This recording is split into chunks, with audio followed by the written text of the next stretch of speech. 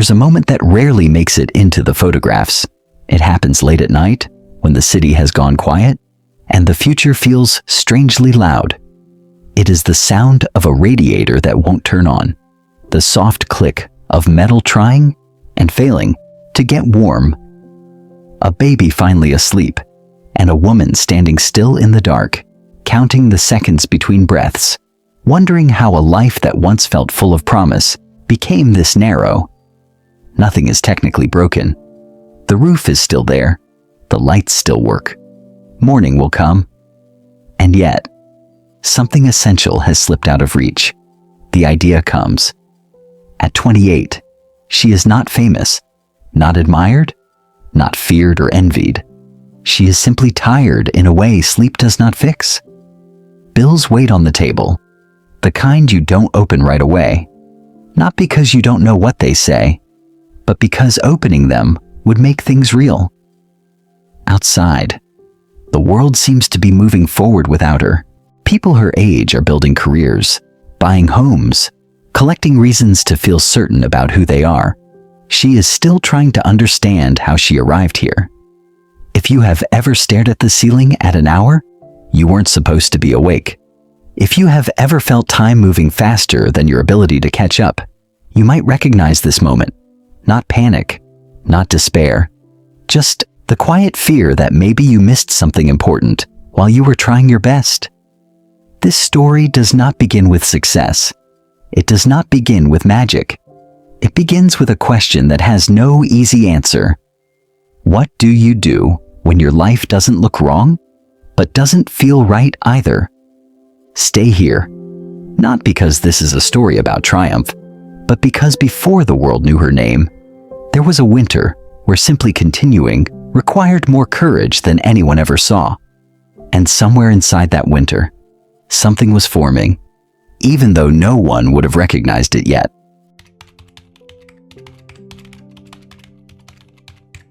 In 1990, she is 25 years old and working as a secretary in Manchester. A job that looks sensible on paper. A job she is quietly terrible at. She misfiles documents, loses track of time, stares out windows longer than she should. Her mind keeps wandering to places no one has asked her to go. One afternoon, she is on a train bound for London King's Cross. Rain streaks the glass. Fields slide by in shades of green and gray. And then, without warning, the train grinds to a halt. A delay. 4 hours. There is nothing to do but wait. She reaches into her bag. No pen, no notebook, and no courage to ask the stranger beside her for a pencil. So she sits there, empty-handed, watching the rain gather and fall again. And in that enforced stillness, something unexpected happens. A boy appears in her mind, thin, dark-haired, unaware of what he is. She does not write him down. She builds him instead. For 4 hours, she maps a world she did not know she was carrying. A school hidden from ordinary eyes, staircases that refuse to stay still, ghosts that linger because they cannot let go. It feels effortless. And for the first time in a long while, she feels awake. She does not know yet that this moment will matter. Only that, for reasons she cannot explain. It does. She rushes home afterward, carrying the idea like something fragile. There is one person she wants to tell, the one who taught her to love stories in the first place. Her mother, Anne. Anne has been ill for years. Multiple sclerosis, a slow tightening of the body around a mind that is still sharp, still curious, the kind of illness that teaches a family to live with waiting. She plans to tell her soon. There will be time. 6 months later, on New Year's Eve, the phone rings. Anne Rowling dies at 45. The boy on the train remains unwritten, unspoken. A world that exists only in one place now. There are conversations that vanish when the chance to have them disappears. They don't fade gently. They settle in. They change how a person moves through the world. After that winter, familiar rooms feel heavier. memories echo too loudly. And the future begins to feel like something to escape rather than approach. So when an advertisement appears, English teachers wanted in Portugal, she answers it. It looks like movement, like forward motion. But grief has a way of traveling quietly with us. And sometimes, what feels like a new beginning is only the next chapter of the same unanswered question. She will later say that this was not the moment everything fell apart. It was the moment everything stopped making sense. And what came after would test how long a person can live inside that uncertainty before something has to change.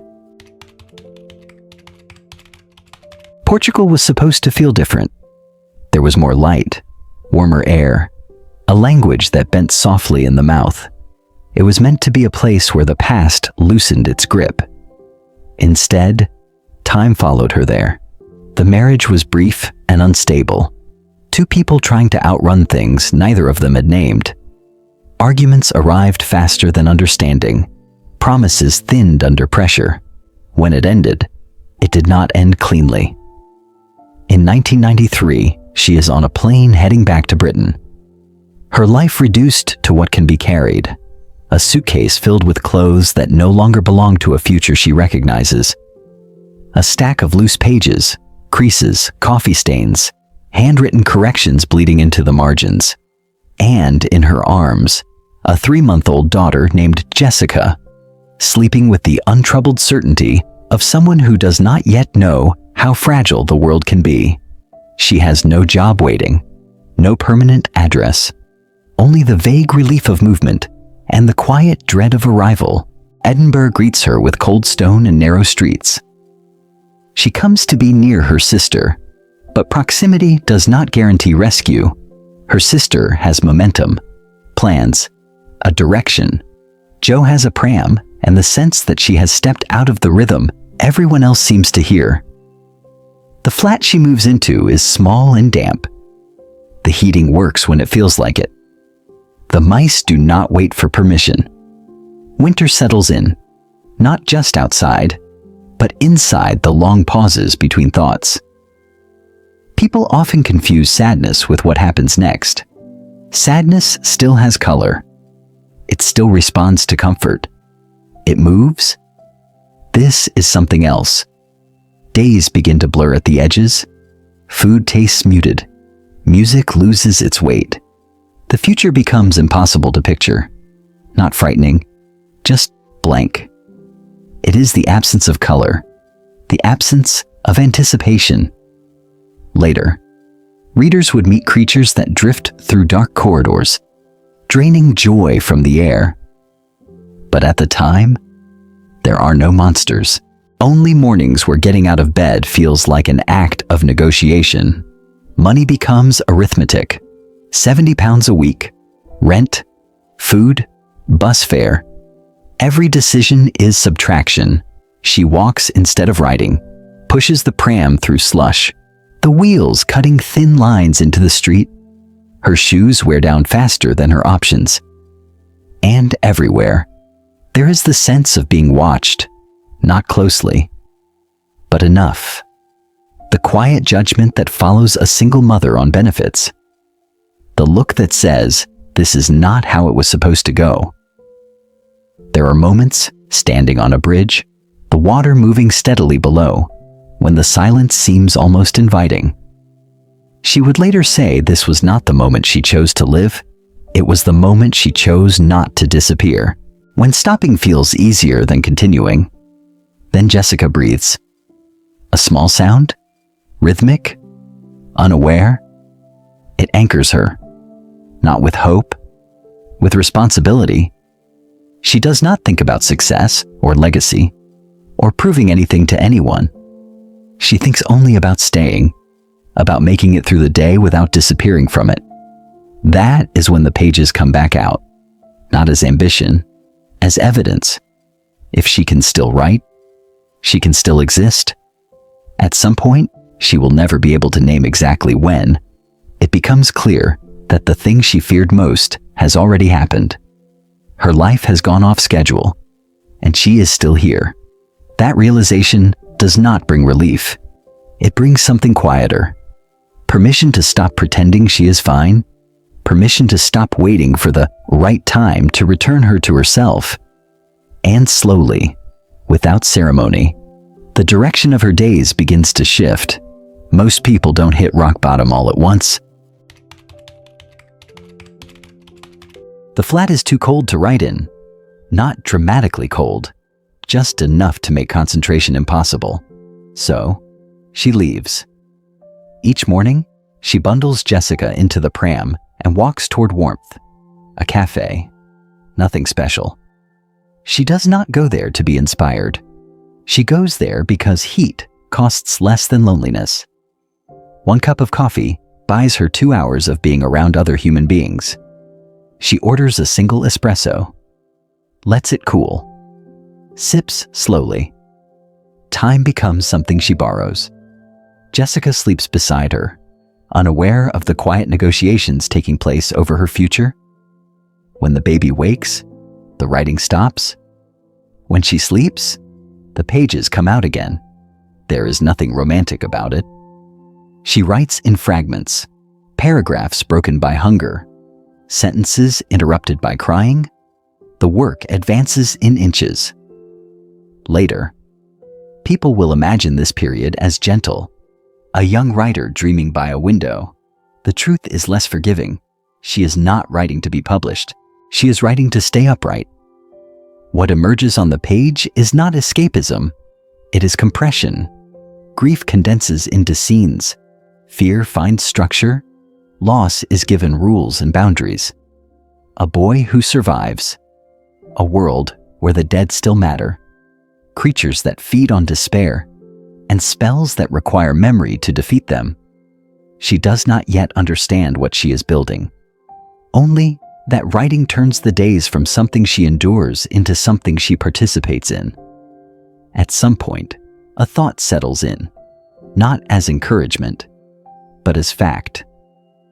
The worst has already happened. The life she was afraid of losing is gone. The timeline she thought she needed has collapsed. There is nothing left to protect. That changes the work. She stops trying to make it impressive, stops imagining how it will be received. The pages become more honest when they no longer have to perform. Years later, she will describe this moment simply. Rock bottom became the solid foundation on which I rebuilt my life. But at the time, it does not feel like rebuilding. It feels like assembling something fragile in public, hoping it holds long enough to get home. The manuscript grows, slowly, unevenly. Some days, nothing works. Some days, a single paragraph is enough. By 1995, the stack of pages has weight, not metaphorical weight, actual weight. Enough to require a folder, enough to make the question unavoidable. What happens if she lets the world see this? That question will not be answered here. Not yet. Because finishing something does not mean it is ready to be received. And what waits on the other side of completion will test whether persistence is enough, or whether time has one more lesson left to teach her. Finishing the manuscript does not feel like victory. It feels like exposure. In 1995, she types the final page on an old manual typewriter. Each keystroke requires pressure. Nothing is effortless. Because photocopying costs money she does not have, she types the entire manuscript again. Once, then again. The pages are placed into a cheap plastic folder, the kind meant to be temporary. Nothing about it suggests permanence. She sends it out. It comes back. A letter? Polite? Brief? She sends it again. Another return? Then another? 12 times. 12 publishers look at the same stack of paper and reach the same conclusion. Too long. Too strange. Children won't understand it. Boarding schools are outdated. Each rejection is quiet. No explanation detailed enough to argue with. No cruelty sharp enough to rebel against. Just silence. She keeps the letters in a box. not as evidence of failure, as evidence of effort. Every no confirms that the manuscript exists in the world, even if the world does not want it. Most people stop here, not because they are weak, but because rejection feels like information. It feels like the answer. She continues anyway. An agent named Christopher Little almost passes too. Almost. Something gives him pause. The illustrations? The voice. He agrees to represent her. The manuscript is sent again, this time to Bloomsbury. Even there, the decision does not come from confidence. It comes from a child. An 8-year-old girl named Alice Newton, the chairman's daughter, reads the first chapter. An hour later, she asks for the next.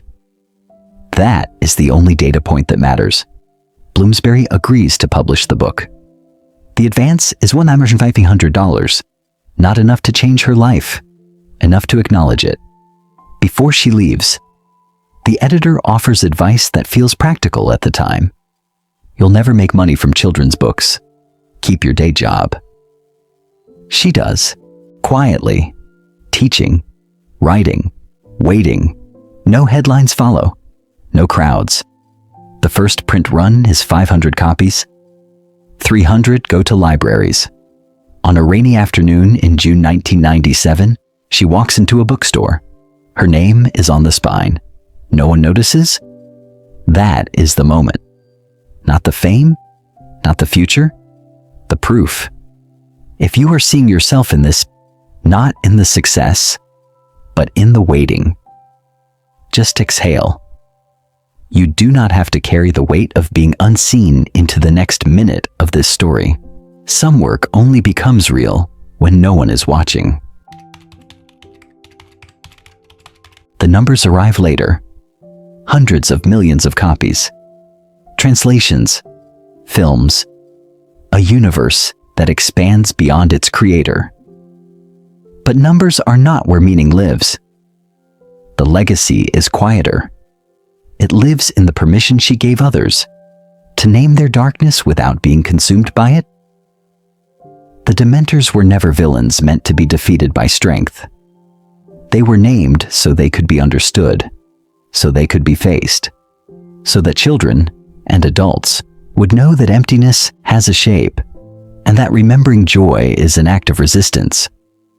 She was 32 when the book was published. By most timelines, she was late. Her 20s were spent grieving, wandering, surviving. Nothing about her life looked efficient, and yet, nothing was wasted. The delays were not detours. They were preparation. Loss taught her what mattered. Silence taught her how to listen. Poverty stripped away performance. What remained was the work. If you look at your own life and see years that feel unfinished, paths that didn't lead where you thought they would, this story is not asking you to be patient. It is asking you to be honest. Time is not a race. It is alignment. And sometimes alignment only happens after everything false has fallen away.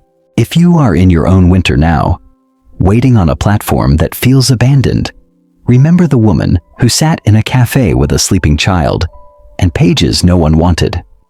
Remember that the dark does not mean you are lost, only that you have not arrived yet. The tunnel is not the destination. It is the way through. Turn the page. The light doesn't arrive all at once.